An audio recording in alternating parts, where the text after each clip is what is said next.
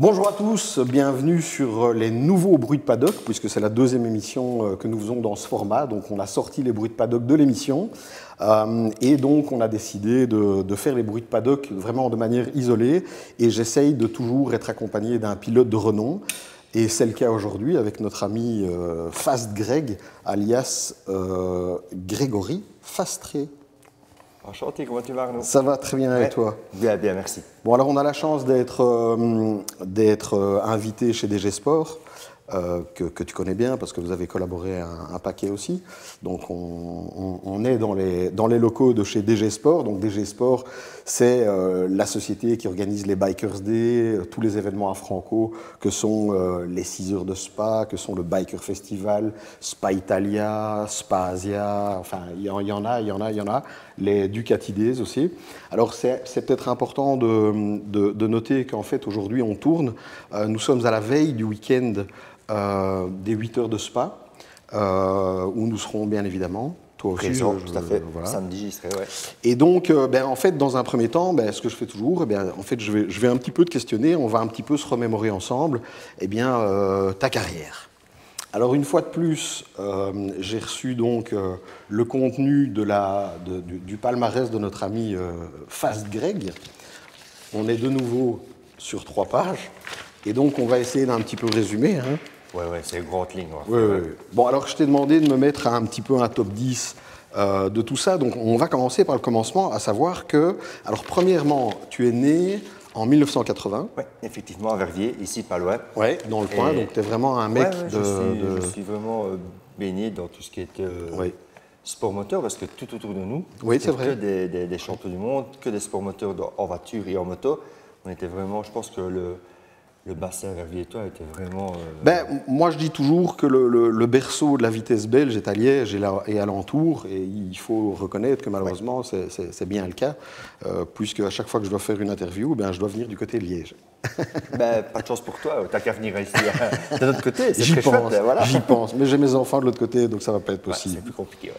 Bon, alors donc, tu es né en 1980, et je vois que tu commences la compétition, j'ai envie de dire relativement tardivement, puisque je vois que début en compétition, endurance scooter 50 cm3, sans vitesse. Tout à fait. Premier les 2 années, 1998, ça veut dire que tu débarques en compétition endurance scooter 50 et tu gagnes d'entrée de jeu. Alors, c'était le petit championnat Charleroi, Carlo Racing qui avait à l'époque. C'était pas vraiment un championnat super relevé, c'était pas FMB, c'était pas ça. Mais voilà, c'était une approche tout simplement parce qu'un ami de classe faisait déjà ces courses-là. Il m'a dit, tu devrais bien faire des courses avec moi. On est arrivé avec mon papa et la camionnette, non, mais pas avec la remorque. On est arrivé là, je sais que tout le trajet, ma mère m'a dit, c'est pas grave, si ça ne va pas, ne tracasse pas. Tu étais stressé? Je pense que oui, parce que jusque 2021, limite ma fin de carrière, j'ai toujours été stressé et je resterai toujours stressé. Une fois que je monte, que c'est une compétition, je vais tellement bien faire que je me mets à stress. Et ça a toujours été un peu peut-être mon problème. Oui, j'étais stressé, mais par contre, ça a marché directement, ça a bien fonctionné. Mais depuis l'âge de 3 ans, je prends en moto. Tu fais partie des gars qui disent, vous n'avez pas besoin de mettre de la pression, je m'en mets bien assez, tout seul comme un grand. Là, je pense que oui. Là. Franchement, j'étais très fort pour me mettre la pression tout seul. Bon, on parle de 97, donc tu avais 17 ans, 17-18 ans, mais avant 17-18 ans, tu as forcément fait du 2 roues. Ouais, à l'âge de 3 ans, j'ai eu ma première POE, excuse-moi, Italjet, les fameuses Italjet bleues comme il y avait avant. Automatique. Hein. Ouais, tout à fait. Un peu comme les petites POE à l'heure actuelle. C'était Italjet. Et on allait rouler dans les bois ici, et puis au domaine de Mulster, que tu connais très bien aussi. Et on allait là parce qu'on avait le droit de rouler avec un abonnement à l'année. Tu pouvais aller quand tu voulais. Et j'ai commencé à rouler à l'âge de 3 ans parce que mon papa faisait de la compétition. Toute la famille Fastré a fait de la compétition moteur, autant en rallye qu'en moto.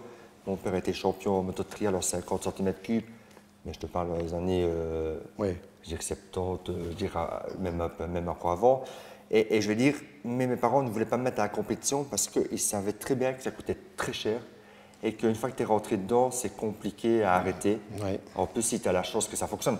À la limite, le grand espoir de ma maman, ça aurait été que ça ne marche pas la première course scooter. Et elle m'aurait dit, ben voilà, ça n'a pas marché, c'est pas grave, on ira faire du tennis de table ou on ira faire un autre sport qui aurait été certainement mieux, je veux dire, pour eux, mais ça a très bien marché et voilà, je suis parti là-dedans. Ok.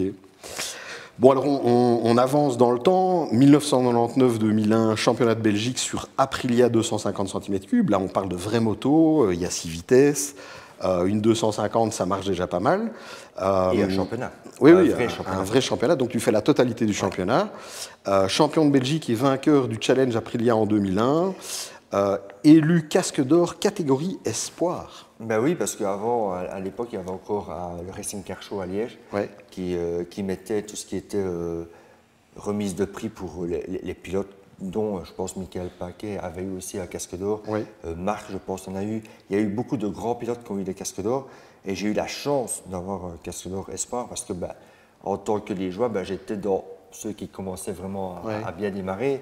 Et je veux dire, la Coupe Aprilia, je pense que ça a été vraiment un grand départ dans ma carrière parce que voilà, il a fallu démarrer ça.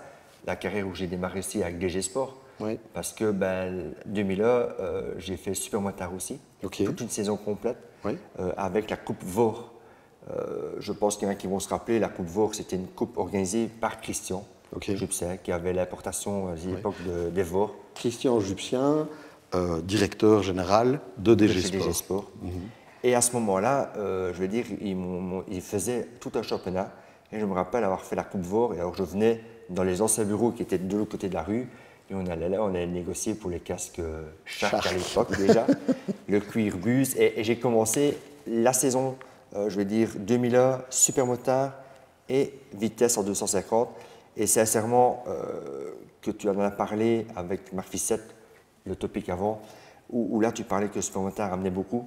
Sincèrement, entre 99, 2000 et 2001, en 2001, la progression a été énorme. Parce que 99, 2000, quand la moto bougeait un petit peu sur l'appui de ça, j'étais tétanisé. Faut dire, j'étais très doué, ok, mais j'étais tétanisé.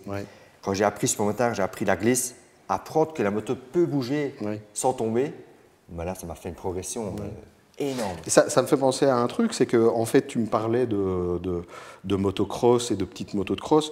Bon, justement, en fait, normalement, dans ces catégories, quand tu fais du motocross et de l'enduro, ce genre de choses, tu apprends à sentir cette moto, tu perds l'avant, tu perds l'arrière, tu perds tout le temps l'avant ou l'arrière. Et en fait, ça t'apprend déjà un peu la glisse, mais tu penses que le supermotard t'a plus aidé que les années où tu as roulé en cross, entre guillemets? Mais vu que j'ai jamais fait de compétition en cross, à part juste aller dans le domaine d'enduro et rouler tout seul et me balader, me faire plaisir en moto, mais j'ai pas vraiment cherché à faire une compétition en sport moteur. Alors je n'ai pas cherché à aller chercher la limite de certaines choses. C'était plus le plaisir, découverte moto et le fun. Après sport moteur, automatiquement c'est la course. Et quand tu es compétiteur, tu veux être devant. Alors je me battais pour être devant tout le temps et j'ai appris énormément. Et sincèrement, je pense que tout ce qu'on voit à l'heure actuelle, les mini-motos supplémentaires, je crois qu'on est obligé de passer par là pour apprendre énormément. Écoute, je pense qu'on en a discuté précédemment, effectivement, avec Marc. C'est que, oui, d'abord, le disque dur est vide, jeune, donc il faut essayer de le remplir au plus vite. Et puis, la glisse, le supermotard, le cross, c'est toutes des disciplines qui sont finalement nécessaires pour être performant en vitesse, parce que ça te donne des sensations que tu retrouves parfois dans certaines situations extrêmes en vitesse. Et quand ça t'arrive, au moins, c'est pas comme si c'est beaucoup plus vite. En fait, ton disque dur, il a capté et te dit c'est pas très grave. Voilà, j'ai perdu l'arrêt, on s'en fout, gaz, on y va, quoi. Et c'est limite, c'est ça, c'est arriver à pouvoir remettre du gaz pour contrôler correctement. Mais je pense aussi qu'on revient en 99, 2000 et 2001, il n'y avait pas des écoles de pilotage comme il y a maintenant. On apprend tout sur le tas, c'est limite en tombant et en observant les autres, tu dis comment c'est possible qu'il arrive à passer. Pour revenir sur le sujet de 2000-2001, et puis on pourra passer après autre chose, parce qu'il y a tellement à parler. Mais c'est le fait que quand tu commences la saison, je suis arrivé là, tu as connu les coupes, j'avais l'impression que tout le monde trichait. Pour moi, tout le monde était en train de tricher parce que je n'arrivais pas à les suivre. Et puis au moment que j'ai compris qu'il fallait garder énormément de vitesse à l'entrée du virage et ressortir très vite, voilà, j'étais, je ne veux pas dire le roi, mais j'avais compris que je pouvais suivre facilement les autres. Et pour finir, ma moto, elle était comme les autres. Elle n'était pas du tout tapée, mais c'est moi qui ai compris le système. Oui, et parfois, il faut des déclics. Ouais, mais parfois ça fait mal. Oui. Parce que souvent quand tu prends des kicks, c'est que tu as pris une bonne chute et que tu dis ouais, ça fait quand même mal. Heureusement, sur toute ma carrière, on reverra, mais j'ai jamais eu trop de chutes là. À part la Coupe Aprilia, j'ai à Chimay, sorti de la première chicane, j'ai accéléré un peu trop fort parce que je voulais essayer de suivre. Parce que j'avais mon gros point fort, c'était mes départs. Oui. Je pouvais démarrer de n'importe quelle pièce, je tournais au virage, j'étais premier. Et ça a été le problème, c'est que j'ai démarré. J'ai fait le premier virage premier, j'ai fait le premier tour premier, deuxième tour, ben, j'étais trop limite. Ça avait été trop vite pour moi et j'étais pas du tout dans mon rythme. Ouais. Alors j'ai surpiloté et je me suis sorti et je me suis cassé la cheville et le poignet, qui n'était pas grave. Mais là, tu te rends compte que... C'est ta première grosse blessure, finalement. Ouais, et c'est là que tu te rends compte que le sol, il fait mal. Ouais, on est bien d'accord. Bon, alors, bref, 2002, tu roules en BMW Boxer Cup International avec une pole position à Assen. Alors oui, je l'ai mis la pole position à Assen parce que c'est quand même quelque chose unique et quelque chose qui restera gravé dans ma tête parce que tu t'imagines que tu sors du championnat belge routier parce qu'à l'époque, c'était que des circuits routiers où tu avais Chimay, Métais, Jeudine, des très beaux circuits parce que j'ai adoré rouler dessus. Mais Erpemer et ça, c'était des circuits vraiment routiers. Tu te retrouves à rouler sur les grands circuits avec des espaces immenses, des courbes à passer à fond. Enfin, beaucoup plus de sécurité, mais un environnement très différent. Mais vraiment trop différent. Et j'avais vraiment très difficile à suivre. Le rythme, il était vraiment trop élevé pour moi. Alors, au début de saison, c'était une catastrophe. Et puis après, à force de travailler, j'ai réussi à venir jusqu'à faire la pole à Assen. On parle quand même de Randy Momola, Stéphane Mertens, Sébastien, il y avait Mathieu Lagrive, il y avait des grands noms déjà, Gwen Jabani qui a quand même été top pilote, des grands noms et puis tous les étrangers. Faire la pole là, c'était fantastique. En plus, c'était à l'ouverture de MotoGP. Oui. Parce que j'ai la chance dans mes photos de me retrouver à l'époque avec les 3 polemen. C'est-à-dire à l'époque, les motos 125, les 2,5 et les. Et tu te rappelles les noms de ces gens? Ça, c'est une colle. Ouais, je ne pourrais pas dire, ça fait trop longtemps. Mais non, par contre, c'est vrai que c'était vraiment une belle expérience. J'imagine, oui. Beau souvenir. Une pole en entrée d'un championnat du monde GP chez Assen. Et le public est là et c'est stressant. Il y a pire dans la vie. Bon, rapidement, en 2003, tu fais le championnat de Belgique Stock 600, Super Sport sur Kawasaki ZXR. Participation à l'épreuve mythique des 24 heures de Liège avec le team Jadoul. Les premiers 24 heures pour moi. Ouais. Et les derniers. En 2003, tu fais tes premières 24 heures. Ouais. Ok. Vice-champion de Belgique Stock 600. Ok. 2004, championnat d'Europe Super Stock. Donc on passe encore un cap. Oui. Et tu roules aussi sur la Yamaha R1 zone rouge. Ça, c'était pour tout le championnat de Ah oui, donc c'était Super Stock 1000. Tout à fait. Oui, c'était Super Stock 1000 avec une Yamaha R1 zone rouge. De chez Zone Rouge. Zone rouge, donc de chez Michel, quoi. Tout à fait. Et c'est Michel qui m'a demandé, justement, après la dernière course de Jeudine avec la Kawa, il me dit il me faudrait un pilote pour le Super Stock parce qu'à l'époque, pour garder l'attribution dans le championnat, il fallait que chaque année il y ait un pilote. Et cette année-là, il m'a posé la question, il m'a dit ça t'intéresserait de faire le championnat Super Stock? Je dis oui, mais je ne me rendais pas compte. Il faut imaginer qu'on partait avec la caravane et la camionnette. Et par contre, cette année-là, sincèrement, ça a été l'année où j'ai vraiment progressé avec des noms. Il n'y a rien à faire, quand on roule avec des vites, on va de plus en plus vite. Avec qui je me battais sur la fin de saison, dont j'étais sur la grille de départ 3e à Manicourt. À gauche de moi, c'était l'Averti. Puis après, il y avait Didier Van Kemelen, puis c'était moi, et puis après, c'était Kenan Sofoulou. Didier Van Kemelen. Oui, Didier. Didier et Kenan Sofoulou. Et c'est Didier qui gagne le championnat. Mais je veux dire, je suis quand même entre ces personnes-là qui... Il y a des grands noms. Voilà, ça. Et moi qui viens de nulle part, de façon de parler. Et c'était quelque chose d'exceptionnel pour moi. Ok, fantastique. 2005, champion de Belgique Pro Bike, Free Bike sur Yamaha R1, Bikers Day. Oui. Donc on a la moto de l'époque. Avec Marc. Avec Marc, ouais. Avec Marc Fissette. Là, ça c'est déjà une période que je connais bien, parce que moi je suis arrivé aux alentours de 2004-2005, donc j'étais là et je vous regardais. J'ai même encore une photo dans mon salon où je suis en haut du raidillon et c'est toi qui es derrière moi. Et tu ne le sais pas, évidemment. Non, je ne sais pas encore. Victoire des 24 heures du Mans, catégorie Stock Sport sur Yamaha R1, Bikers Day. Deuxième Stockport des Masters of Endurance 2005. Donc, 2005, c'est une année qu'on peut dire bien remplie. Bien remplie. 2006, championnat du monde d'endurance moto Superbike sur Yamaha R1 Moto 38. Oui. Ok. Un team de Grenoble. Oui, Renault la marque? Non, Grenoble, c'est Claperon qui s'appelait Ok. C'était Moto 38. 38 parce que le département 38, c'est Grenoble. Oui. On peut dire que tu as quand même beaucoup roulé pour les Français. Hein. De toute façon, il n'y avait que eux qui faisaient le championnat du monde d'endurance. Honnêtement. Oui, c'est vrai que le championnat du monde à l'époque, c'était plus un championnat de France du monde. C'est toujours maintenant. Oui. C'est ce qui est fou, c'est que les deux gros 24 heures, que ce soit le Mans et le Bol, est tellement important pour eux que. Finalement, j'ai envie de dire, je ne sais pas si tu es d'accord avec moi, mais il y a 15-20 teams qui sont un peu des teams de pointe et qui sont un petit peu internationaux. Mais c'est vrai que le reste du remplissage de la grille, c'est que des Français. Français, Enfin bon, écoute, ils ont créé, d'une certaine manière, ils ont créé la catégorie, hein, je veux dire. Tout à fait. Et je veux dire, pour faire le rapport, ici, je pense qu'il n'y aura que les trois teams, c'est-à-dire les deux teams belges qui est KM, même VDS, KM Moto, la BM. La 37 de Werner Damen. Et puis je pense qu'il n'y a qu'un seul team, entre guillemets, privé, où c'est Arnaud de Kim qui va rouler, je pense. Ils ont fait une équipe. Alors, en fait, si tu veux, il y a le nouveau règlement cette année pour les 8 heures qui fait que maintenant, il y a une catégorie supplémentaire qui est une catégorie qui est vraiment stock, donc avec vraiment une quantité de changements très limitée sur la moto. Donc, c'est vraiment du super stock, mais bien au-delà du déjà. D'abord, je crois que ça s'appelle production. Ah oui. C'est la production. Il y a une dizaine de teams et effectivement, Arnaud va rouler en Kawa. Dans un team belge avec Jonathan Lequeux et autres. Mais on a aussi, en Belge, on a aussi... dans les pilotes, dans les équipes belges, il n'y a personne. Ah non, il y en a que deux. Qu'avant, à l'époque, il y avait les frères Sneakers qui avaient son team, il y avait Jadoul qui faisait encore, il y avait quand même quelques teams belges qui voulaient bien encore le faire. Maintenant, pendant... pratiquement 10 ans, il n'y a plus de Belges en endurance. Donc n'oubliez pas, si vous venez aux 8 heures, il faut supporter les deux teams belges. Donc le team officiel BMW numéro 37, managé par Werner Damen. Et puis on a le KM99 qui a rejoint le Elfmark VDS Team. Donc c'est une association de compétences pour essayer de les faire grimper encore plus haut. Et donc ça, c'est un team qui est à l'initiative de Mario Cuper, qui est le team manager.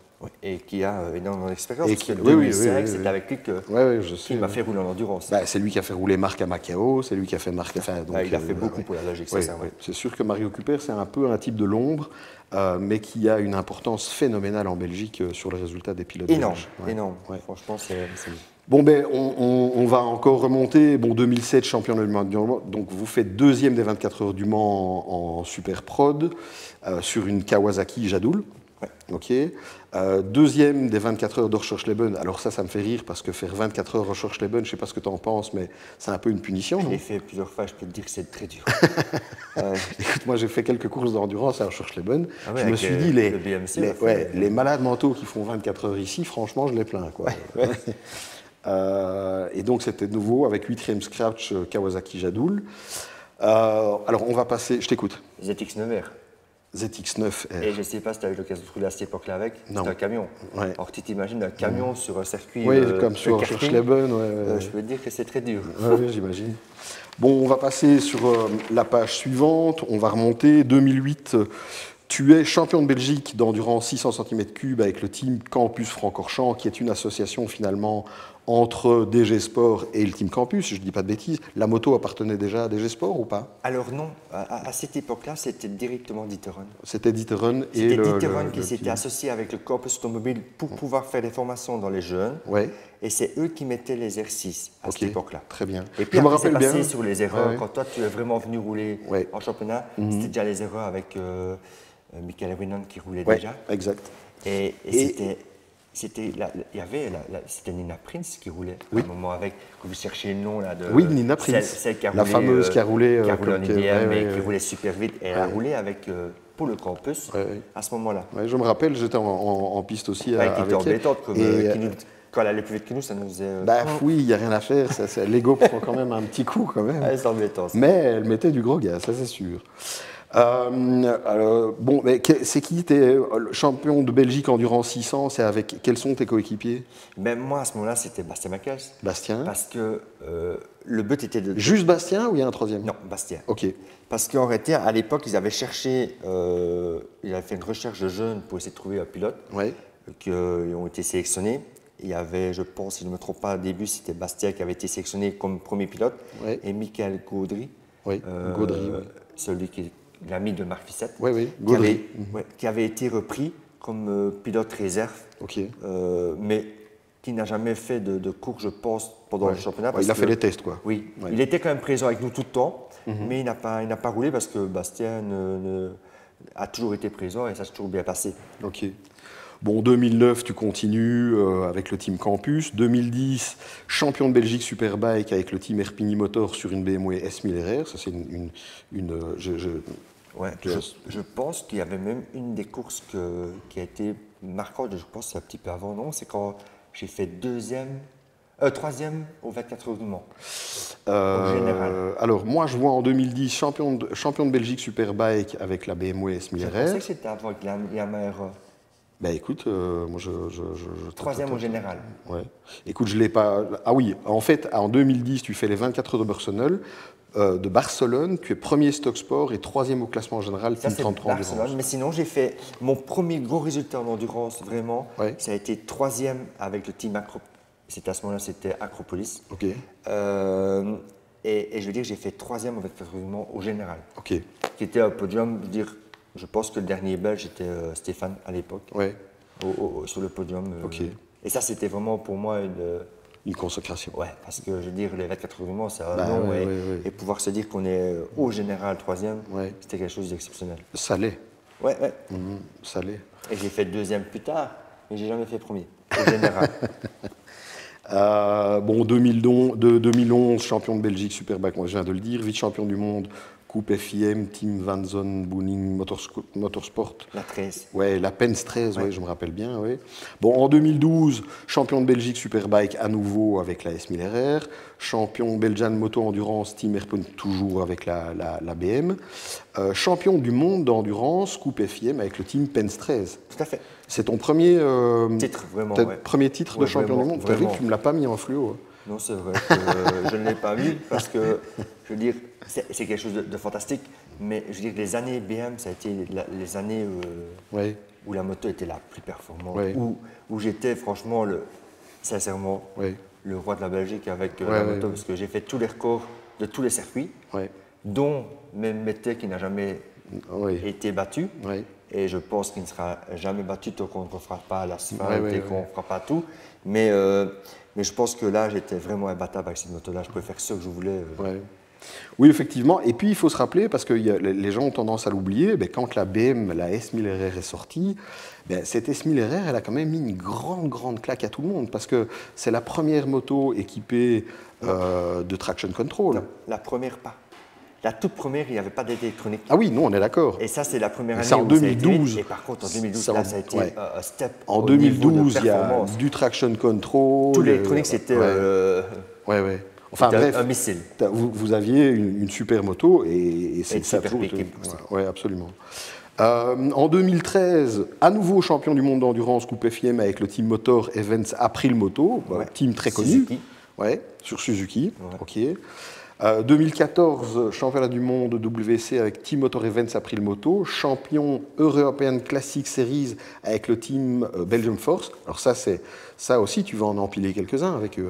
Honnêtement, là, de toute façon, quand tu as la meilleure équipe et la meilleure moto, c'est facile, franchement. C'est pas du tout pour faire le malin, mais il n'y a rien à faire. Quand tu as la meilleure moto et la meilleure équipe, au final, si tu ne fais pas de conneries, ça roule. Ok. Bon, mais en fait, tu continues le championnat du monde d'endurance au niveau mondial en EWC. Bon, pour raccourcir, tu as combien de titres? Tu es une fois champion du monde, deux fois champion du monde. 2012-2013. Oui, forcément. Vraiment, en changeant d'équipe, je repasse encore. On a été troisième au championnat du monde au général aussi quand on a fini deuxième avec Greg Black, justement avec le team Motor 7. On était avec la Suzuki, on avait fait deuxième au général. Et cette saison-là, on a été en tête du championnat jusqu'à la dernière course. La dernière course, il y a eu une toute petite chute de Greg Black, je dirais, au milieu de son relais. Et on finit le championnat 3e, qui est déjà pas mal. Honnêtement, je pense que on peut déjà être très fier de faire ça. Tout à fait. Et je dirais, voilà, après, vraiment les 2 gros titres. Puis après, il y a plusieurs titres de champion d'Europe. Je ne les ai pas comptés, mais je pense qu'il doit y en avoir 6 ou 7 en classique. Oui, avec le team Belgium Force, c'était le team qui a tout gagné. Oui, parce qu'il avait la moto qui était travaillée pour faire des résultats. Oui, mais je me rappelle, d'ailleurs, je ne sais pas si tu te rappelles, on était à Mété, tu étais là et il me l'avait fait essayer.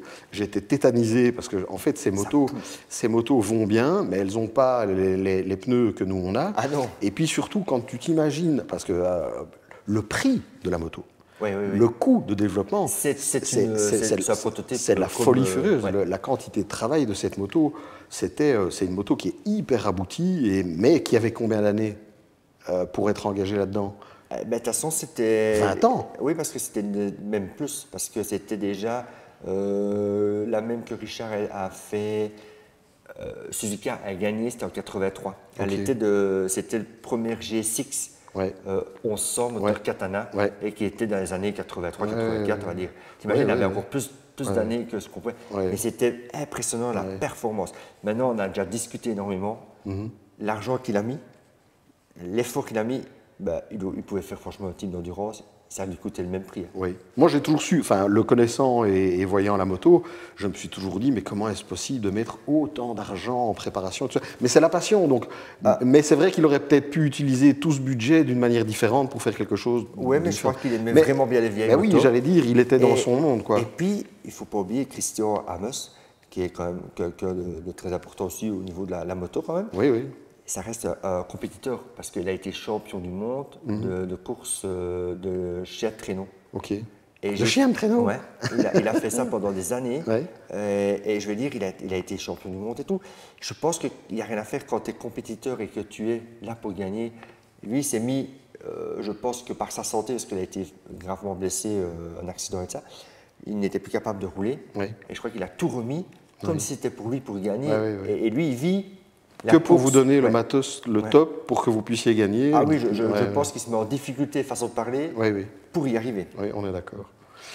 Bon, donc tu continues. En 2016, tu es encore 3e championnat du monde d'endurance en EWC, quand même important de le signaler. Champion d'Europe FIM Endurance de nouveau avec le Team Force Belgium. 2021, 24 heures bol d'or, 2e stock sport et 4e au classement général. 4e au classement général avec une stock sport. Ça vaut quand même le... donc forcément, vous avez gagné dans votre... Ah non, 2e stock sport. Et donc ça veut dire que vous étiez... Il y avait 2 sur 4. On était même pas un tour, on était dans le même tour et on se battait.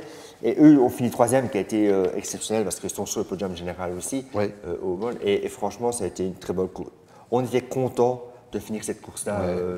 2e et 4e, c'est sûr que quand tu es au pied du podium, mais sincèrement, c'était une très belle course. Oui, ok.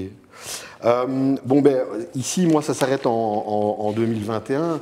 Maintenant, on va parler de ce qui malheureusement t'est arrivé. Mais c'était en quelle année l'accident? Alors, c'est en 2022. En 2022, donc... la saison après, avril, au 24 heures du Mans. Le truc qui n'arrive jamais. Je veux dire, j'ai eu un disque de frein qui a cassé au moment de la prise de frein. On sait vraiment dire qu'il a vraiment explosé au moment de la prise de frein parce que, comme tu sais très bien, sur les motos, il y a tous les datas. Les datas, on voit l'enfoncement de fourche qui descend de rien et qui casse. Et puis, mais instantanément, elle remonte en quelques millièmes de seconde. On voit qu'il n'y a plus d'effort de freinage. La moto, elle se relâche. Pourtant, je pompe, je pense 2 fois, je me rends compte que je n'ai pas de frein, j'en ai plus. Et c'est là que je freine de l'arrière, je rétrograde au maximum, je fais jusqu'à la première. Je m'en fous du moteur. Oui, on est d'accord. Mais je me rappelle de strictement rien. C'est vraiment je veux dire, tout ce qui est sur data qu'on m'a expliqué. Oui, donc tu as perdu conscience et tu as oublié tout le reste. Oui, mais je prends 27G. 27G, apparemment, ils estiment 27G. Et apparemment, ils estiment que c'est un peu la limite, je veux dire, avant d'avoir des gros problèmes, même des décédés. Et c'est pour ça que le cerveau s'est mis en pause. Et là, ce qui est étonnant, c'est qu'il a mis en pause même avant Tu vois, je me rappelle juste être dans le box à vérifier si mon airbag est bien enclenché et si par mon téléphone, avec l'application, OK, tout est en ordre, je peux y aller. Et c'est vraiment ça que je me rappelle. Et ça m'a sauvé, hein, je veux dire, l'airbag m'a vraiment sauvé. Mais c'est fou que les seuls trucs que C'était un airbag de quelle marque? Alors, c'était les cuirs RST et c'est eMotion. eMotion, OK. Sincèrement, une qualité top. Et en plus de ça, c'est comme tous ces produits qui sont chez Ixon, RST et ça, c'est que tu peux quand même l'utiliser 3 fois en remettant des cartouches. Ça, c'est pratique. Et pour monsieur tout le monde, honnêtement, un gilet, il faut le faire. Oui, exact.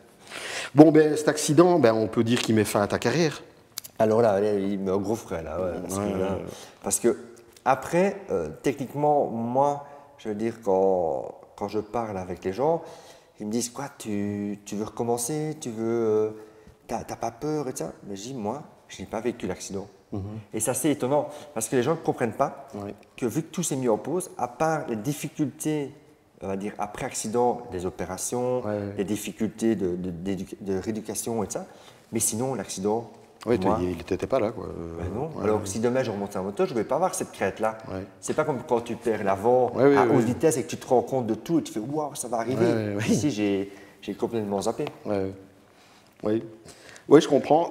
Ça m'est arrivé il y a 2 ans aussi. Je me rappelle de rouler, je suis sur la ligne droite derrière Valencia. Je prends les freins. Et puis je me suis réveillé une demi-heure après, j'étais à l'hôpital et il y a tout qui s'est effacé du disque dur et j'ai jamais retrouvé les trucs. Et les gens te disent, ah, tu vas peut-être récupérer des flashs. Jamais. Rien. Bon, ben oui, bon, ben forcément, ben ça met un terme à ta carrière. Alors j'ai envie de te dire maintenant, aujourd'hui, bon, ben t'es quand même encore toujours dans le monde de la moto. Je veux dire, comment tu gères cette après-carrière en 2 mots. Alors, je ne suis pas dans le milieu de la moto. Honnêtement, j'ai été très dur. Parce que je n'ai pas accepté cette fin de carrière-là. Honnêtement, j'avais programmé, on va dire, ma fin de carrière, je pense, avant l'accident, ça veut dire, comme maintenant, en 2025. Je m'étais dit, 2022, encore 2-3 ans. J'aurais voulu faire 2 à 3 fois Spa. Parce que ça me tenait à cœur, parce que j'avais eu la chance de faire les derniers 24 heures de Liège. Qui était, je dirais, à cette époque-là, 2003.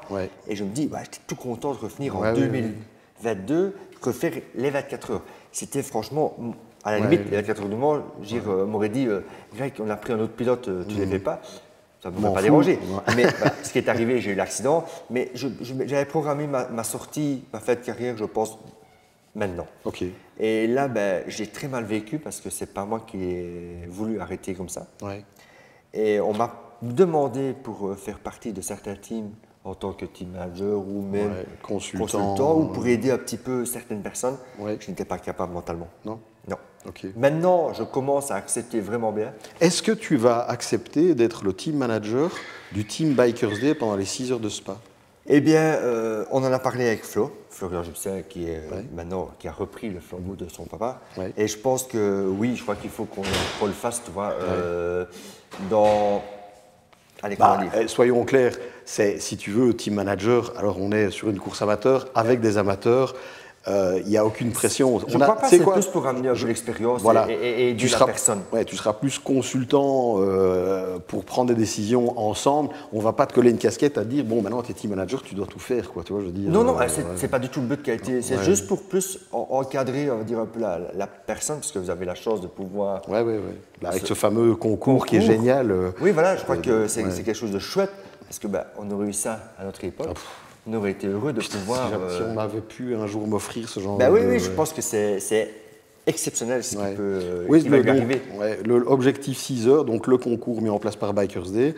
Donc c'est quelqu'un qui n'a jamais fait de course, qui n'a jamais roulé en moins de 2,50 à Francorchamps, quelqu'un qui n'a jamais eu de licence. Quelqu'un qui est vraiment un vrai amateur, et on va le coacher pendant 4 jours, et puis on va l'emmener aux 6 heures, on va faire les 6 heures ensemble, et je pense que lui, il va avoir des étoiles, il va vivre un moment extraordinaire, parce qu'en plus, il ne sera entouré que de gens qui ont beaucoup d'expérience, et en fait, en une course, lui, il va choper l'expérience de je ne sais pas combien de courses pour des gars qui font des courses entre amateurs en manque d'expérience. Mais personnellement, je pense aussi, même pour toi et ton coéquipier, et même pour moi, je pense que quand le résultat est même à la fin est bien, je pense que tout le monde est heureux. Ah oui, oui, non, moi je me fais une fête Enfin, je veux dire, c'est un peu comme toi. Toi, tu as fait de l'écolage. Alors, tout ce qu'on a appris pendant 20 ans, des chutes, des problèmes, des pannes, il t'arrive tellement de choses dans le monde de l'endurance qu'en fait, garder ça pour soi tout seul, c'est tellement dommage. Et c'est pour ça que je suis aussi instructeur et que tu l'as aussi à la Biker School. C'est parce qu'en fait, tu as envie de communiquer des choses qu'on a appris et tu te dis, mais si on avait pu me dire ça, si on avait pu au début me le dire, bah, ça aurait été un truc, j'aurais gagné du temps, quoi. Et sincèrement, c'est ce qui me fait le plus mal, c'est ne pas pouvoir continuer justement l'instructeur. Ouais. Parce que techniquement, je ne saurais pas avec mon bras, parce que j'arrive toujours pas à le lever. J'ai vraiment des difficultés à lever le bras. Et c'est vraiment, honnêtement, je crois que c'est ce qui me fait le... Oui, c'est un gros le plus dur, Parce que j'ai eu énormément de demandes de coaching personnalisé au niveau compétition et ça. Mais comme je disais, le problème, c'est qu'à l'heure actuelle, les personnes qui m'ont demandé, c'est quoi? C'est des personnes qui ont déjà roulé en course, qui veulent encore aller chercher les derniers. Et donc, il va pouvoir. Mais le problème, c'est que ça roule déjà vite. Et si je dois essayer de rouler, comme j'ai expliqué à mon entourage, si je dois faire du coaching pour des gens qui roulent vite, je vais me retrouver à rouler aussi vite, limite, et, je ne dirais pas en danger, mais avec une sécurité différente que quand tu es en course, où là, tout le monde se bat et normalement, c'est plus ou moins précis. Malheureusement, je recommence les courses. Et surtout, tu manques de roulage à mort pour pouvoir le faire. Moi, je peux te dire que... non, je ne serais pas capable. Moi, à Franco, tout le monde se dit « Ouais, Arnaud, il roule beaucoup, il est instructeur et tout ça. » Ça tue mon rythme. Hein. Rouler en school, c'est la pire chose. C'est pas de l'entraînement. C'est mauvais. Oui, tu connais le circuit par cœur parce que tu peux fermer les yeux. Mais ta vitesse de passage en courbe est tellement différente. Non, mais tu n'es pas du tout dans le rythme. Et quand tu dois revenir dans le rythme, c'est compliqué parce que nous, on doit coacher là, principalement des gens qui ont un niveau assez faible. Et puis de temps en temps, tu as un gars en groupe A qui, lui, est en 35, 36, un truc comme ça. Et il te dit, ouais, je cherche la dernière seconde. Mais nous, on roule avec des motos full origine, avec des Super Sorsa SP et même pas des SC. Et moi, je dis, les gars, sorry, mais moi, en moins de 2,40, je coach plus personne parce que je vais prendre des risques pour moi. Tout à fait. Parce que j'ai pas le matériel et j'ai même plus le rythme parce que je suis en écolage et que toute la journée... Enfin, voilà. Bon, c'est une parenthèse, mais qui est réelle. Voilà. Bon, ben, je pense que pour toi, on a fini. Je pense qu'on a largement... Est-ce que tu as quelque chose que tu as envie de dire, je vais dire, pour terminer cette interview? Alors, on va certes, on va encore parler des championnats du monde, mais pour résumer, je dirais, cette carrière et tout ça, bon, forcément, ça t'a donné énormément de bonheur, de satisfaction, aussi des frustrations, des grosses blessures, des blessures mentales parfois aussi. Qu'est-ce que tu as envie de dire pour résumer? Alors, c'est très difficile de toucher du bois parce que c'est l'aluminium, c'est un peu embêtant. Mais blessures, le pire, c'est que sur toute ma carrière, je n'ai pas eu des grosses blessures. 2-3 petits trucs, mais pas gros.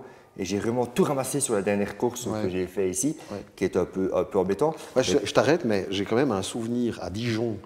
Avec la Ducati, où tu avais quand même la hanche, le bassin cassé. Mais sans être déplacé, alors j'étais qualité un tout petit peu, mais c'était pas vraiment... Je m'en sors bien. Toute la carrière, franchement, je m'en sors vraiment bien. Ma carrière, je m'en sors sans trop de chutes. Mais voilà, après, oui. Mais comme, tu sais, je veux dire, pouvoir voyager, avoir la chance, parce que moi, j'ai eu la chance énorme de pouvoir dire que ça a été mon métier. J'ai quand même eu des contrats où je gagnais de l'argent pour faire ma passion pendant très longtemps et d'aller sur Suzuka, d'aller au Qatar, d'aller sur tous les circuits comme ça en course. C'est fabuleux. Je veux dire, je pense que voilà, on est pour un passionné de moto, c'est le Graal. C'est bon, quoi. Et Suzuka, ça restera quand même un truc aussi gravé parce que c'est la mecque de la moto. Et quand tu es là au bout, tu as tous les pilotes. Je me rappelle encore d'avoir Nick Hayden devant moi, tomber, était à genoux quand je le passe à côté de lui, tu vois. Parce qu'il m'avait dépassé avant, il avait plus vite que moi. Mais arrivé 2 virages après, je l'ai dépassé, il était par terre, mais je l'ai dépassé, tu vois. C'était pas... j'aurais préféré le dépasser déjà longtemps, mais il était par terre. Non, mais après, on en rigole, mais c'est vrai que ça reste quand même quelque chose où tu as une autorité, tu as les gens qui te reconnaissent, qui fait... Il n'y a rien à faire, c'est quelque chose qu'on aime bien. Autant d'efforts, autant de sacrifices, autant de sueur et parfois autant de douleur, heureusement qu'il y a de la reconnaissance derrière et c'est celle qui sauve tout finalement. Oui, mais ce n'était pas du tout le but. Honnêtement, où j'ai vraiment remarqué, où j'étais vraiment suivi, et ça c'est étonnant, c'est quand je me suis retrouvé à Spa, lors des 24 heures de Spa, en 2022 que j'étais en chaise roulante. Oui. Et ben là, j'ai remarqué qu'il y avait énormément. Les gens étaient heureux de me voir. Ouais. Et ils me disent, vous savez pas qu'on vous suit depuis longtemps. Et là, ça m'a vraiment touché. Parce que je ne savais pas que j'avais une communauté de personnes qui me suivaient autant. Et ça, c'était quelque chose qui m'a vraiment le plus touché. Je me rappelle bien au briefing dans le centre de Spa en 2022. Où tu étais, tu marchais pas droit. Non, et c'était chaud, quoi. Et effectivement, il y avait plein de monde qui venait te voir. En même temps, on était à la maison pour toi, quoi. Avec tous les gens des 6 heures de Spa qui te connaissent tous par cœur. Et c'est vrai qu'il y avait beaucoup de soutien et ça devait être assez chaleureux. Oui. Et c'est ça qui est chouette, parce que c'est une famille. Et ça, je pense que les gens ne se rendent pas compte que la moto, on peut très bien être concurrent et je vais dire se battre sur la piste, mais après, sincèrement, c'est une grande famille. Principalement dans le monde de l'endurance.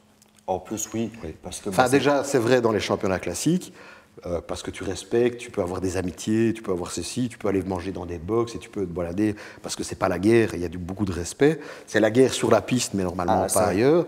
Mais l'endurance a aussi ce côté humain qui nécessite de l'entraide, des teams qui aident d'autres teams. On voit des choses fantastiques que les gens n'imaginent même pas dans l'endurance. Et c'est ça qui fait que l'endurance est tellement belle. Mais l'endurance, c'est une famille. Mais vraiment une famille. Une fois que tu es dans un team, c'est une famille.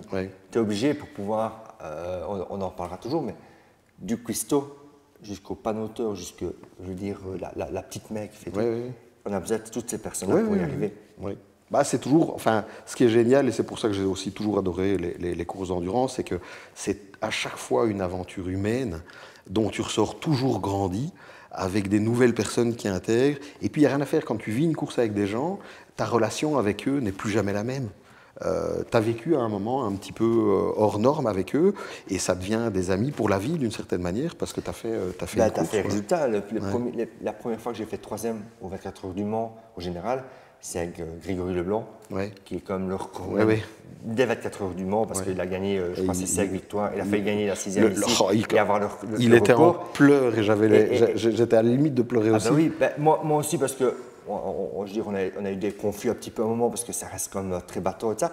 Mais je dirais que sa première course d'endurance qu'il a fait, c'est avec moi. Et on a fait 3e. Et je crois qu'il n'y a rien à faire, que ça restera toujours. Et c'est vrai que, comme tu dis, c'est des trucs qui sont marqués. Après, j'ai eu la chance de faire ça avec Greg Black, qui est lui aussi, je veux dire, c'est la chance de pouvoir faire ça. Ok. Bon, écoute, je pense qu'on va en terminer là pour ta carrière. Pour laquelle je te félicite. Merci. Tu restes gravé aussi dans ma mémoire, j'ai encore des photos et tu fais partie. Ça, t'as oublié, monsieur, on a fait des belles courses. C'était une belle époque. C'est vraiment triste, après on pourra vraiment fermer le truc, mais c'est triste et ça je le dis parce que vu que tu as une communauté énorme, c'est que la Belgique ne fait plus rien pour la moto. Au niveau fédération et de ça, je suis désolé, mais même s'ils essayent, mais c'est compliqué, il n'y a plus ce que nous on a connu. Disons que, allez, si tu veux mon avis cash, la Belgique est un petit pays qui n'a pas une vraie culture de la moto, à part dans le liégeois par rapport à la compétition, ce genre de choses. La France est un pays qui a une vraie culture moto, et la fédération a tellement, tout simplement, de fédérés et d'affiliés que eux, par exemple, en France, quand un circuit de cross va mal, c'est la FFM qui le rachète, quoi, tu vois. Ici, moi j'ai arrêté le cross et l'enduro. En fait, à la base, j'étais pas du tout sur la route. J'ai fait du cross et de l'enduro et pour moi, c'était ma vie avec ça. Et puis j'ai eu 2 accidents avec des histoires parce que j'étais illégal puisque je faisais du cross et de l'enduro là où je pouvais pas. Et un jour, il m'est arrivé un accident et puis je suis rentré chez Honda. J'ai acheté une Hornet 1998, ma première moto de route. Et très vite, j'ai compris que j'allais me tuer. Et c'est ça qui a fait que je me suis dit, j'ai acheté une RS 250 et j'ai commencé à faire de la piste en me disant, au final, j'aime... Avec l'Aprilia. Avec l'Aprilia, C'est motard. C'est les voitures, ça, c'est DG Sport, mais compétition voiture. Bon, et bien voilà, c'était donc présentation pour ceux qui ne le connaissaient pas de notre ami Grégory Fastré, qui a quand même une très très très belle carrière derrière lui et qui fait partie des grands pilotes belge, du siècle. Belge. Tu as quand même eu une carrière internationale. J'ai à la limite une grande carrière internationale, mais belge. Voilà, enfin bon. Super. Bon, maintenant, si tu le permets, on va commencer ce que je vais appeler les bruits de paddock. Donc, on va assez rapidement essayer de commenter un petit peu l'état des divers championnats du monde. On va commencer par la catégorie reine. On va commencer donc par le MotoGP, n'est-ce pas? Ouais. Et donc là, sur le papier que je t'ai préparé, donc on a les résultats de la course en Angleterre, à Silverstone, et à droite, on a tout simplement l'état du championnat et donc le classement général du championnat actuel. Alors, je vois ça. Ouais. Est-ce que tu as regardé la course de Silverstone? Alors, sincèrement, je l'ai regardé, mais en différé. Oui, bon, c'est pas grave. Hein. Je l'ai regardé parce que je voulais absolument voir la course, parce que y a rien à faire. Marc Marquez est tellement impressionnant. Je voulais voir si ça allait continuer. Ouais. J'ai été assez perturbé par le départ. Et tout. Oui, ça fait 2 courses que c'est le bousouf total au départ et que personne ne comprend rien. Voilà, mais par contre... Et qu'après chaque course, on fait évoluer le règlement pour essayer que ce soit plus bousouf pour celle d'après. J'ai l'impression qu'ils y sont là. Je pense qu'ils ont trouvé... Oui, mais c'est assez étonnant. Mais voilà, mais la course c'est génial. Hein. Je veux dire, franchement, des débuts de course comme ça, bon, forcément, ça fait kiffer, même si on ne comprend pas tout ce qui se passe, parce qu'il y a des trucs dans le règlement, il faut vraiment le savoir. Mais voilà. Bon, alors, on ne va pas parler aujourd'hui du GP de France qui a eu lieu, qui était aussi phénoménal. Mais je crois qu'on en a déjà tellement parlé, on l'a déjà tellement vu. Et j'étais très heureux. Oui, mais moi, j'en avais les larmes aux yeux. Ah ouais, non. Et puis, quand tu vois ça, tu te dis. C'était beau. Je crois que quand tu as été pilote, comme toi aussi, même si on n'a pas du tout le niveau de là, mais quand tu as la chance de pouvoir faire un résultat dans la course qui est chez toi. Ouais. Et que tu peux, là, tu sais que tu as tout le monde autour, que tu as tes copains qui peuvent...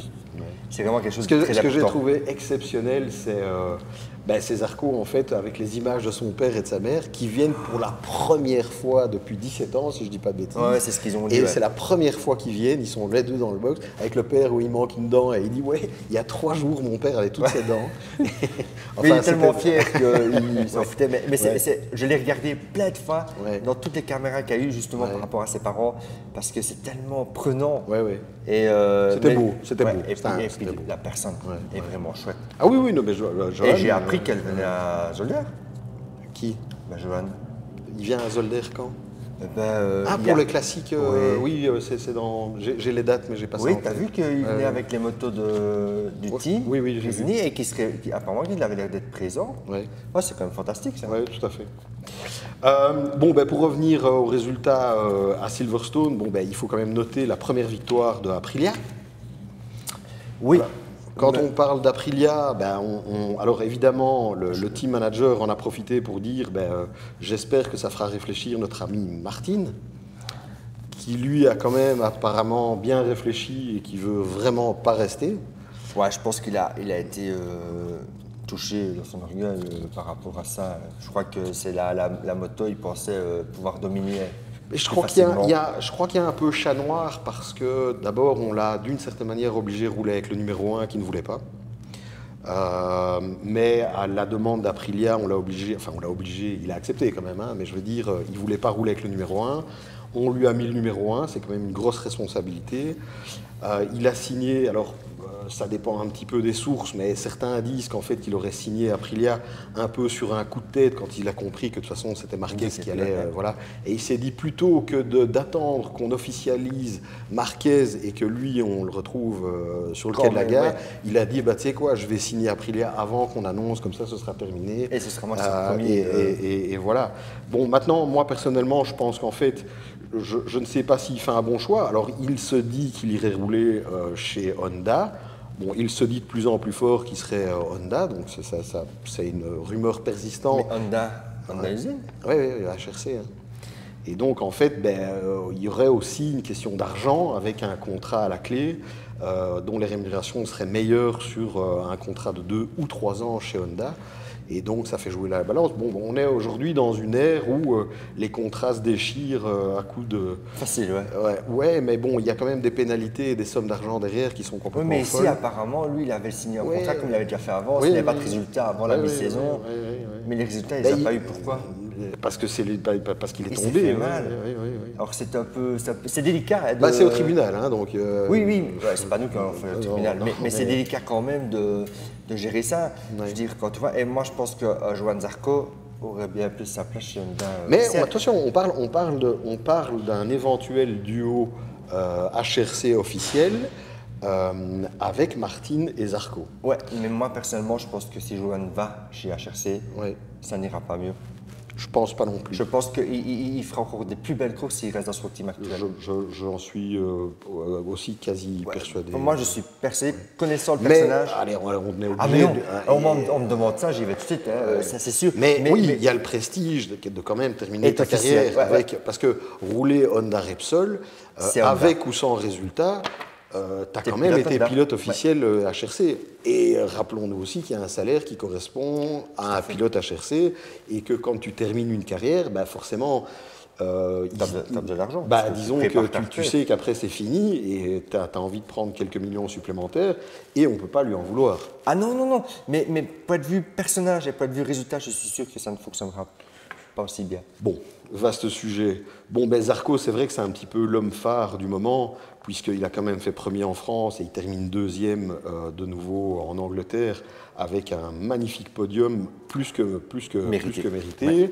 Bon, Marc Marquez se sort d'une situation rocambolesque et il sauve les meubles. Bagnaia, malheureusement, ne termine pas, il fait une erreur. Ah, lui, il perd vraiment gros. Hein. On sent vraiment qu'il y a une tension qui monte chez Ducati à ce niveau-là. Alors la tension monte parce que Bagnaia se plaint de la GP25 et même Marquez actuellement pointerait certains points de la 25 et quand il voit le résultat que son propre frère fait avec la 24, il dit au final je me demande si finalement la 24 est peut-être pas mieux quand même quoi. Oui, sauf que Marc Marquez, c'est un extraterrestre. Oui. Tu lui mets n'importe quoi, il arrivera à être très fort. Oui. Et je crois qu'il arrive à combler le souci technique. Oui, n'arrive vraiment pas. J'en suis persuadé que lui, il y arrive. J'ai vécu la même chose. Sincèrement, avec la BM 2012-2013. Passant en 2013, je n'arrivais plus. C'était plus la même moto. Pourtant, quand... Ils avaient changé l'assiette, non? Mais oui, mais quand tu demandes aux gens, il n'y a pas de changement, C'est après qu'on sait que l'axe de Brancian avait été redescendu de mais la moto était inconduisible. Et j'en ai parlé avec l'usine, parce qu'à ce moment j'étais, on va dire, semi-officiel l'usine et tout ça. Et ben, j'ai dit, ça ne va pas. Et puis après, ils ont fait marche arrière. Mais je comprends. Mais c'est bien que tu parles de ça, parce que beaucoup de gens s'imaginent que les motos, année après année, en fait, elles ne changent que tous les 3 ans. Et en fait, moi je le sais forcément, mais en fait, les motos évoluent presque chaque année. Mais avec un petit truc là, un petit truc. Oui, mais tu vois, 2 mm de hauteur d'axe de bras oscillant, on n'en parle nulle part, c'est pas dans la presse, il n'y a pas de présentation presse, il n'y a pas de communiqué. Mais voilà. Mais les motos changent à l'insu des gens et les motos changent parfois beaucoup. Et puis effectivement, quand on fait un facelift et ceci, on dit il y a ça qui est nouveau, il y a ça qui est nouveau, il y a ça qui est nouveau. Mais globalement, les motos changent chaque année, quoi. Oui, mais pour un pilote qui va chercher la limite, ben, il se rend compte qu'il n'arrive plus à aller la chercher aussi facilement. Ben, là, on peut aussi, alors, puisqu'on en parle, on peut aussi parler du fait que, eh bien, en fait, et je le dis depuis le début de la saison, et ça a toujours été comme ça chez Ducati depuis quelques années, en général, c'est toujours ceux qui ont la moto de l'année passée qui performent en début de saison, parce que la moto est en fin de développement, on l'a figée telle qu'elle est, avec les résultats qu'elle a fait l'année passée, et on essaye de faire progresser la nouvelle qui nécessite des ajustements, mais des ajustements, ça veut dire des changements de pièces. Et donc, en fait, la stabilité qu'un Alex Marquez peut avoir avec sa 24 et avec des possibilités réduites, ben, quand tu fais x10 avec telle pièce, x12, nanani, et que tu arrives à je ne sais pas combien de combinaisons, eh bien, en général, les pilotes d'usine ont toujours besoin de quelques courses pour se mettre à niveau. Sauf que là, apparemment, bon, ben, il faut quand même reconnaître que Alex Marquez est brillantissime cette année, quoi. Oui, et c'est surtout Marc Marquez qui lui arrive avec une moto qui n'est pas encore au top et à combler par son talent. Oui. Maintenant, je pense que c'est fantastique pour Alex parce que il n'y a rien à faire. Il est quand même présent tout le temps. Je veux dire, oui, ok, il a fait une chute au Mans, et ça, mais quand tu vois l'évolution et l'attitude qu'il a au niveau des courses, c'est impressionnant. Pour moi, sincèrement, c'est le meilleur pilote de ces débuts de saison aussi. Oui, absolument. Et alors, il y en a même qui sont déjà en train de faire un délire avec avec une éventuelle mésentente entre Bagnaia et Ducati. Bagnaia qui pourrait partir et se retrouver avec les 2 frères Marquez chez Ducati officiel. Ce qui me paraîtrait quand même un peu difficile à avaler pour les Italiens, parce que, à mon avis, ils voudront quand même toujours garder un pilote italien dans l'usine. Je pense que son frère le ferait. Ah oui, son frère, parce que son frère l'a fait. Et ça ferait la 2e fois qu'ils sont coéquipiers dans une équipe d'usine. Tout à fait. Et ça, c'est quand même délirant. Je pense qu'il le ferait juste pour le plaisir d'avoir son frère avec lui. Oui, absolument. Et pour montrer que, voilà. Alex Marquez, il y en a beaucoup qui l'ont enterré un peu trop tôt, mais parce que c'est le petit frère de l'autre, mais il a quand même été champion du monde Moto 3, Moto 2, et il s'entraîne tous les jours avec qui ? Avec un type 8 fois champion du monde. Donc, voilà. Et forcément. Et par contre, si vous avez l'occasion de regarder le reportage de Marquez sur. Oui, j'ai vu. C'est fantastique, honnêtement. Et je veux dire, parce qu'on parle justement de lui, et sincèrement, c'est une personne qui. Comment dire, que je n'aimais pas trop au début. J'ai regardé ce reportage-là et franchement, ça m'a ouvert les yeux que c'était vraiment une personne de très bien hors course. Oui, tout à fait. Hors course, je parle. Revenons sur la course, là. Il manque pas pilote français. Non. Non. Ah, tu veux dire Quartararo? Bah oui, évidemment, oui. C'est horrible ce qui lui est arrivé. Attends, parce qu'on ne voit pas là, mais sincèrement, c'est lui qui devait être premier. C'est le vainqueur. Je suis désolé, parce qu'on n'en parle pas et on tu ne le mets pas là. Oui. Mais quand tu vois le gars, moi franchement, il m'a fait pleurer. Moi, il m'a fendu le cœur. Un départ qui a été chamboulé. Tu sais très bien que c'est dur de redémarrer un 2e départ. Il redémarre, il met une avance. 4 secondes. Mais t'imagines 4 secondes en MotoGP, c'est que c'est. Et là, le mec, il tombe sur. Parce qu'on m'a tout. Il y a plein de gens qui m'ont envoyé un message, qu'est-ce qui se passe? Mais moi, j'ai tout de suite. Honnêtement, c'est pas méchant. Mais tu vois que le cul est trop bas. Qui avait déconné, qui était resté bloqué en bas. C'est vraiment triste. Parce qu'il y a beaucoup de personnes, et ça, je pense que dans le commun, on voit qu'il bloque l'avant pour essayer de la relever, mais on se demande pourquoi il fait ça. Mais je dis, c'est juste pour essayer de relâcher. Tous ceux qui connaissent ça. Un peu ce système-là a dit, ok, c'est ça, il veut essayer de refaire. Mais t'imagines le désespoir que tu peux avoir en bord de piste quant à ça. Alors, j'embraye sur le fait qu'on peut quand même dire que les Japonais reviennent. Et ça fait un bien fou. Ça fait du bien, ça dynamise aussi la grille, à savoir que les transferts pour l'année prochaine, si jamais Martin quitte Aprilia, ça va être un effet de domino, parce qu'il va y avoir des départs, il va falloir se séparer de quelqu'un chez Honda, HRC. Enfin, ça risque d'avoir une influence sur pas mal de choses, et ça, c'est aussi quand même vachement intéressant. Mais ce qu'on peut dire, c'est que malheureusement, tous les pilotes KTM... Si, c'est sûr, j'allais vraiment venir dessus. Ils sont loin quand même. Par rapport à la saison passée où les KTM marchaient vraiment bien, et ici, au début de saison, c'est compliqué. Alors, il y en a qui remettent en question le talent d'Acosta. Non, il y a juste que le pauvre, il n'a pas le matériel. Alors certains vont dire que Vinales fait des choses fantastiques avec la moto. C'est du Vinales, quoi. C'est le gars qui peut gagner un Grand Prix et le Grand Prix d'après faire 20e. Pour moi, honnêtement, c'est vraiment aussi un des meilleurs pilotes qu'il y a. Ils sont tous bons, mais je pense que quand lui, il se sent vraiment bien, un peu comme Johan Zarco, s'il se sent bien dans l'équipe, qu'on l'accepte et qu'on il est ultra fort. Mais il faut qu'il se sente vraiment bien. Je pense qu'il est capable d'aller gagner avec KTM et devenir le seul pilote ever à avoir gagné avec 4 motos différentes en championnat du monde MotoGP. Je pense aussi. Il a clairement les compétences pour le faire, et ça ferait de lui, sans gagner le championnat du monde, un pilote de légende. De toute façon, c'est tous des pilotes. Oui, on est bien d'accord. Mais je crois que pour le MotoGP, tu as encore envie de dire quelque chose? Oui. C'est une magnifique saison. Ça c'est départ de saison qui est magnifique. Alors, petit rappel quand même sur le classement général. On a Marc Marquez qui est premier, Alex Marquez qui est deuxième, Francesco Bagnaia qui est troisième, Morbidelli de manière assez étonnante est quatrième, mais il est régulier, Zarco qui est cinquième et forcément premier pilote Honda, devant Di Gianantonio qui roule quand même avec une GP25, et puis on a Bezzecchi qui est septième. Fabio Quartararo, qui lui, là il est 8e, mais il aurait pu bouffer 2-3 places en gagnant, et il le méritait. Pedro Acosta qui est 9e, et on termine le top 10 par Aldeguer, qui est objectivement très convaincant pour un rookie. Avec la bonne moto évidemment. Bon, alors il y a aussi Vinales qui est 11e, et alors j'aime quand même toujours parler de lui. En 12e position, c'est quand même Ai Ogura, qui quand même nous montre depuis le début de l'année quelque chose d'assez exceptionnel. Mais il est quand même souvent là. Hein. Ouais. Et franchement, chapeau. Bon, on va passer au Moto 2, si tu veux bien. Si tu veux bien. Bon, on va faire un peu moins long. Hein. Bon, alors j'y vais. Alors pour Silverstone, qui a gagné? C'est Adjus devant Moreira. Ça, c'est un espoir. C'est un Brésilien qui monte. Et lui, il va faire du bruit.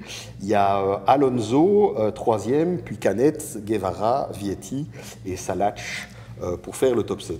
Alors au classement général, on a Gonzalez qui est premier, on a Aaron Canet qui est 2e, Jake Dixon 3e et 4e, Barry Baltus.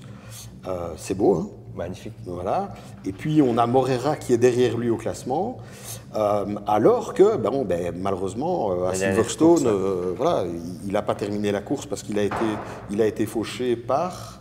C'est pas Gonzalez qui l'a foutu par terre? C'était celui qui était en tête du championnat.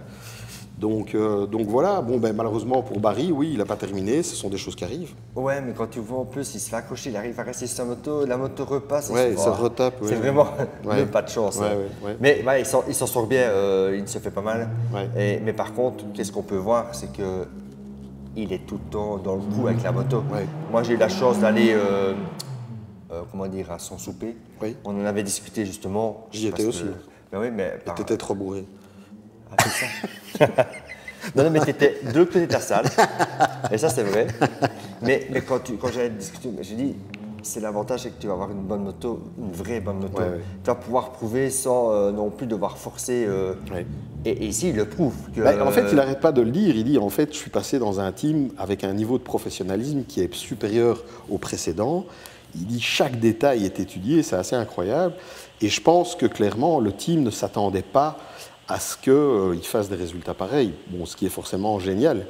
Mais ça reste quand même un championnat qui est très disputé. On a quand même Gonzalez qui reste quand même le favori. Le phénomène. Bon, il y a quand même Canet qui est le coéquipier de Barry qui est 2e. Bon, Dixon, on connaît. Moreira, Adjus, Vietti. Alors Vietti, c'est vraiment un drôle de pilote. C'est l'Italien qui fait partie de la VR46. Et c'est aussi un gars qui est capable du meilleur comme du pire. Il manque de constance et pourtant c'est un excellent pilote. Et je trouve ça dommage parce qu'en plus il roule dans le team KTM qui reste quand même un des meilleurs teams ever. Hein. Et donc voilà. Enfin bon voilà, le petit Denis Sonchu aussi je l'aime beaucoup, qui est 11e au général et qui est aussi un chouette petit personnage, le petit Turc, le frère. Tu avais eu l'occasion de rencontrer ça. Ouais, avec son frère. Alors, on va passer au Moto 3. Bon, alors au Moto 3, en fait, je regarde moins souvent, moi, sincèrement. Oui, moi en général. Pourtant, les courses sont fantastiques sur les 5 derniers tours, mais il n'y a rien à faire. Ce qu'il y a, c'est qu'en fait, il y a plein de noms qui sont arrivés, et en fait, je suis perdu parce qu'en fait, il y a plein de nouveaux noms, et franchement, alors si tu me dis Rueda, ça passe, Piqueras, maintenant je sais qui c'est.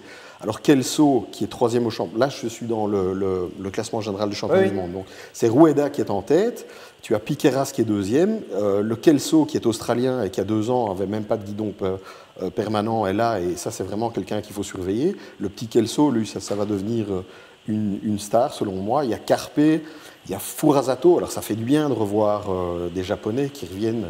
Il y a Augusto Fernandez, mais il y en a 2. Lunetta, Almanza, Yamanaka. Et donc, qui a gagné à Silverstone? C'est Rueda de nouveau, qui fait un peu trembler la planète Moto 3 parce qu'il est tout le temps devant. Ouais, mais que ce soit aux essais ou... il est tout le temps là. Quiles, tu vois, Quiles, lui je ne le connaissais pas. Lunetta, c'est un espoir italien qui monte, et toute la VR46 est derrière lui. Carpe, Perron, Almanza, enfin voilà. C'est vrai que encore maintenant, j'ai difficile à m'y retrouver vraiment. J'ai besoin vraiment à chaque fois avant la course de regarder le placement sur la grille pour bien voir les couleurs, les noms, les ceci. Oui, mais quand tu te rends compte du classement général et le classement de la course, tu vois que c'est à part Rueda qui est vraiment devant. Ouais. Après, c'est tout le temps chamboulé. Hein. Ouais. Tu vois, Le deuxième, il est au championnat, il est 10e. Tu vois. Je crois que c'est vraiment. Ben, ça change tout le temps. C'est la guerre. En fait, c'est là où tu fais tes armes. C'est que on sait que c'est dans les 5 derniers tours que ça se joue, voire le dernier tour. Parce que souvent, à l'aspiration, tu as des gars qui savent très bien qu'en fait, s'ils sont premiers dans le dernier tour, en fait, c'est la merde. C'est perdu. Hein, voilà, donc, non, c'est perdu. Ça, voilà, et parfois, tu es 4e dans le dernier tour et tu termines premier. Quoi, donc, c'est compliqué à gérer la course, honnêtement. Je pense que pour eux, mais bon, c'est la meilleure école qui soit. Oui. C'est justement cette école d'essayer de construire ses courses et d'avoir un petit peu... des objectifs, et voilà, donc c'est là qu'ils deviennent grands et c'est là qu'on retrouve les talents du futur, donc c'est quand même un championnat. Moi j'aime bien regarder au minimum les 5 derniers tours, effectivement, parce que c'est assez spectaculaire. Ouais, ça c'est sûr.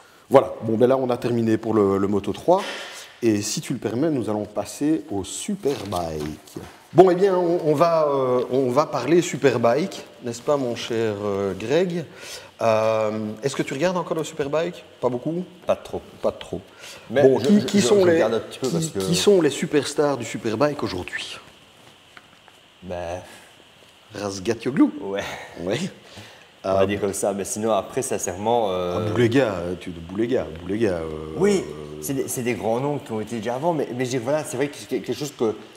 Sam Loos aussi, parce qu'il a quand même entendu longtemps Moto 2 et ça, il y a quand même des trucs et ça. Mais des grands noms, il y en a plein. Hein. Mais je veux dire, les pilotes phares aujourd'hui, bon, mais d'abord, en fait, les 2 pilotes phares du Superbike. Alors, ce que j'ai envie de dire par rapport au Superbike, c'est que, de 1, mais ce n'est pas la première fois que je le dis, le règlement a drastiquement changé cet hiver et on a dû retirer le fameux châssis qu'ils avaient développé chez BM parce que c'est un châssis super concession qu'ils ont perdu et donc ils doivent rerouler avec un châssis qui n'est pas super concession et ça fait perdre énormément de sensations à Toprak qui rame mais qui est quand même toujours 2e au championnat du monde. Alors le week-end dernier il a quand même réussi à gagner, donc c'était à Most le 18 mai et donc il a quand même réussi à gagner la Race 1 avec Nicolo Boulega juste derrière lui. Il a quand même réussi... Quoi? Il y a quand même quelques secondes. Oui, dans la première, oui, pardon. Franchement, quand tu vois, il a quand même bien attaqué. Hein. Oui. Impressionnant. Maintenant, c'est un circuit, je crois qu'il aime bien aussi. Oui, il a gros freinage et ça. Mais c'est sûr que... Et puis la Race 2, il arrive de nouveau... la sprint race du dimanche matin, il la gagne avec toujours Boulega et Petrucci derrière lui. D'ailleurs, de toute façon, à chaque fois qu'il gagne, derrière, de toute façon, il n'y a que des Ducati. Donc, c'est ça qui fait marcher. Et puis, c'est en course 2 où, en fait, ils se battent comme des malades. Honnêtement, j'ai regardé. Cette course est absolument magnifique. C'est un bras de fer de folie. Et avec beaucoup de respect quand même. Oui. Mais ils se respectent énormément. Mais en fait, aussi, la personnalité de Razgatlioglu fait que c'est un type extrêmement sympa avec tous les autres pilotes, qui a beaucoup de respect. Il est beaucoup respecté par les autres aussi parce qu'il est toujours propre en course. C'est pas un pilote sale dans certaines actions. Ça, c'est ça qui est vraiment... Voilà. Et en fait, c'est la même chose pour Boulega, parce que Boulega, voilà. Maintenant, Boulega lui pique la victoire pour quelques millièmes, quoi. Parce qu'il est mieux ressorti. Et apparemment, il a eu un problème de boîte de vitesse. Enfin, on voit que clairement, il rame un peu. La vitesse et puis, il s'est fait avoir et il était fort déçu. Bon, maintenant, si tu veux, selon moi, clairement, le championnat va se jouer entre ces deux-là. Parce que pour moi, Bautista est trop loin. Bautista est loin de ce qu'on a connu de lui. Bon, alors, Bautista, il a aussi 40 ans, je crois. Hein, donc, c'est possible. Il est clairement en fin de carrière, quoi. Je veux dire, voilà. Maintenant, c'est quand même beau de voir un Petrucci qui est 3e du championnat. Il y a quand même du beau monde. Par contre, ce qui est assez dingue, mais ça, je ne sais pas si tu le sais, c'est que Toprak a signé Yamaha dans le team Pramac pour 2026. Oui. Donc ça, c'est officiel. Mais c'est déjà signé? C'est officiel. Parce qu'à un moment, on a parlé avec justement la possibilité de changer d'aller chez Honda.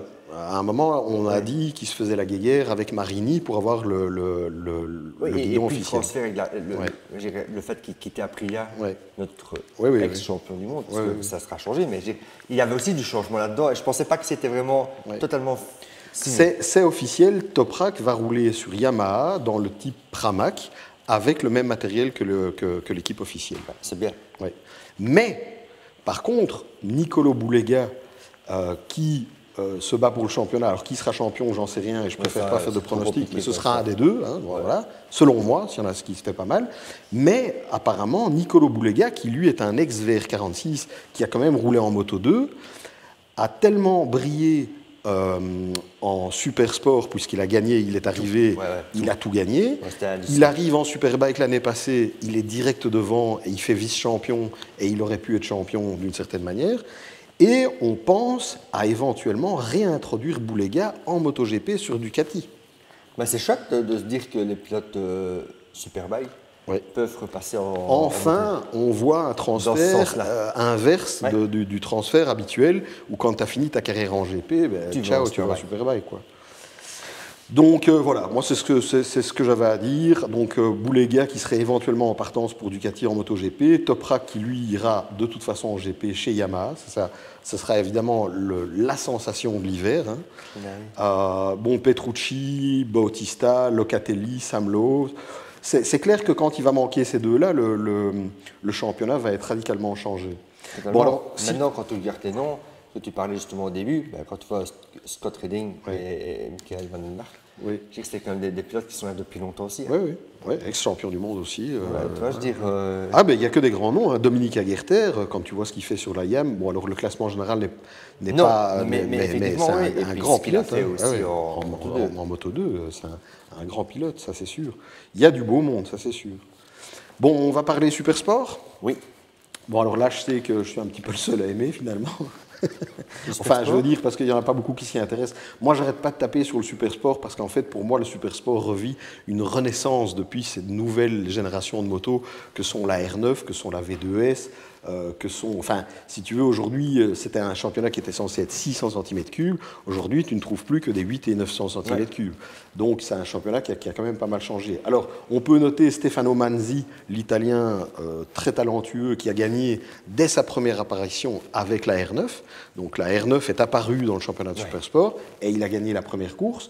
Il n'en a pas gagné qu'une puisqu'il est en tête du championnat du monde devant Bo Benschneider. Et Bo Benschneider, il roule avec